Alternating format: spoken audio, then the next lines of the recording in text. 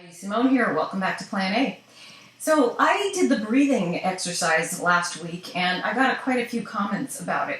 And one that struck me, they were all sort of in line with each other, but one really struck me where he said, I can't believe how important breathing is. And he didn't say it with any irony. I think that really makes the point, how hamster wheeling we get in our day-to-day, and we forget that we're not even really fully breathing. Like I had said last week, the upper and lower chambers of our lungs, we're not using them to capacity.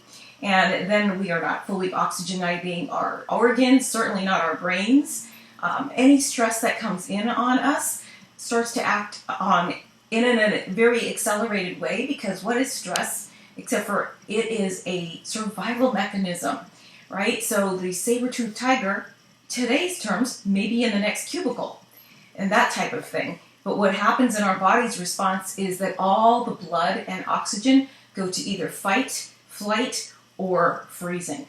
And all the other organs just kind of fall by the wayside in terms of functionality and being fed properly. So I just want you to really realize how much of this is in your control if you are really aware of what stresses you out or who, and what your response is. I have an entire program I wrote about de-stressing, and I am going to, over the next few months, figure out ways to roll that out. It's time again.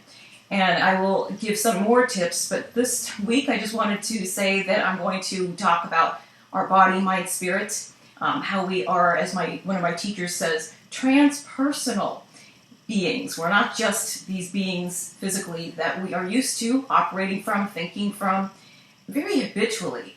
And those are the things that stress us. So I'm going to talk a lot more about what I call whole life coaching, which is whole life is not just an insurance product.